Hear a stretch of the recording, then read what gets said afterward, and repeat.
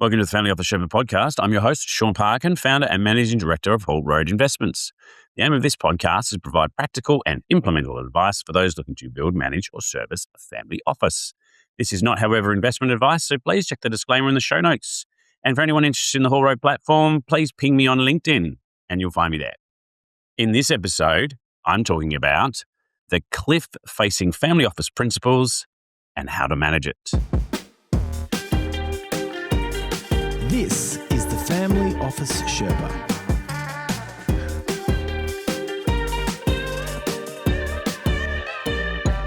Okay, so what does that mean? There's a book by Jim Collins called Good to Great. If you haven't read it, it's pretty good. So when he talks about finding something called the hedgehog, and I'll leave you to read the book, but ultimately what that means is that it's the best, the one thing that you're the best in the world at, right? And a lot of family office principals found theirs. They built a business around it. Hard work met opportunity, a dash of luck potentially, and it worked. Real success, right? And now, following that success, a lot of them are staring at the prospect of giving it up, either through selling the business or handing it over in succession, right? And I've seen a lot of that. I talk to a lot of private equity people that buying businesses off founders, things like that. I talk to founders. I talk to a lot of my clients are founders. They're the people that made the money. So the question in this episode which is really about, you've done the hard part, if you want to call it, you won. But so now what? Right? So what I'm going to do is I'm just going to go through a few things, right? So what is the shape of it? Most people start with the obvious stuff when this happens. They make purchases, they make investments, the things that you finally get to do, and that's great. But then what? Some principals manage this transition without any drama at all. And I've seen it, which is like, I went from this, now I'm doing this, and it's fine. They enjoy the wealth, everything it brings to them and their family, and that's it. That's the whole story. I work with a lot of those as well. I know a lot of those. Others get there to that same place, but it takes a bit of time. Some and then there's some that genuinely struggle with it and spend years trying to catch what you probably call lightning in a bottle a second time.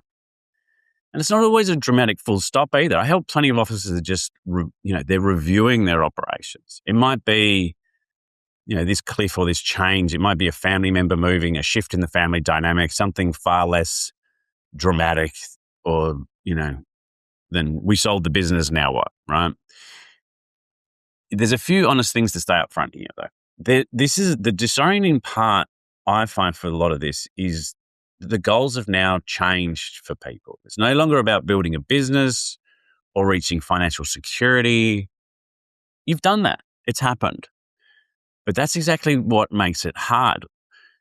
To give you some background from me, my own cliff was in the opposite direction, really, which is that I went from a good, steady paying job that gave me a certain amount of money on the 15th and gave me a nice bonus every April to a business, running a business where where there is uncertainty. So I'm still trying to continue to build that business. So I'm not pretending that I've stood in the same position, but I think I've had enough experience over the last almost 8 years to sort of say, well, this is what we're saying. And if you're not interested in something, that's okay. You don't have to force a hobby or cause something to be meaningful just because you got the time now. Let's go through some of the ones that I've seen work. So what have I seen actually work? Honestly, talk to people who've done it and talk to specialists. I find that there's people in this, what you probably call family dynamic space, which, we often rely on for this. There are some that just because something has happened to them doesn't mean that, it's the right same conversation for everybody else. But it's sometimes incredibly helpful to go through, what did you do then? What did you find helpful? Who did you talk to? Your experience is real. So talk to people about it. Also talk to the family. I think one of the genuinely odd, I don't know if odds is the right word, but when I talk to people about family offices and they say, what's that like? And I said, a lot of the time it's like, imagine you had to, every month or every quarter, you had to catch up with all your family members and talk about finance or talk about investments or talk about shared assets and things like that. It's quite a strange sort of thing. But one of the great things about that is it does create a touchstone with people that are in similar situations to you. So it's worth treating that as a uniquely available resource. And it also kind of creates nice conversations as well. So if you're having that conversation, other things that people have done is they find a new anchor. I've watched people pour themselves into philanthropy. I've watched people get serious about fishing, surfing, camping, stuff like that. The form matters less than having something, right? The other thing that I've seen is people do it again. Often you've built up really good skill sets. There's no rule that says you can't build one and then build another. I mean, we've seen that time and time again. But be wary of the potential frustration there, right? Just because it happened once doesn't necessarily mean that it's going to happen again. There's a lot of sliding doors moments here that sort of got you there to where you are. The other thing I've seen people really get a lot from is getting value out of their day to day. Things like I said, going surfing, having a daily routine, buying shared assets works really well. I find like everyone I talk to has a farm or some version of sort of a shared asset, which people can, like a boat, something like that. Sometimes the answer is smaller and closer. It might be shared, conversations, hobbies, things like that.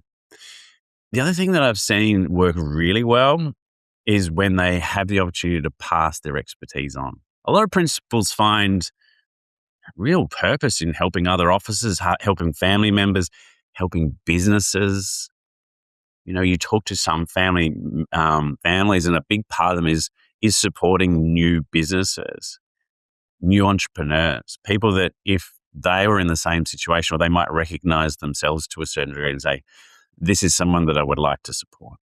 So that's some of the things I've seen.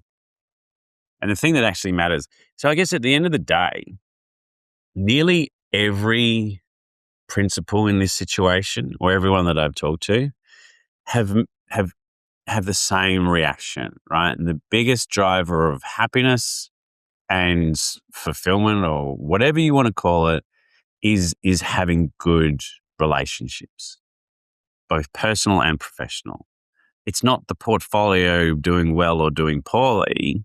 Sometimes, that can cause some of these relationships to have issues, but good relationships, especially with good advisors, if you're talking from a professional perspective, I've just seen that work incredibly well. It gets them motivated, it has a sounding board, it has someone that can say, well, you're doing the right thing, or maybe we should look at this a different way, or however that works.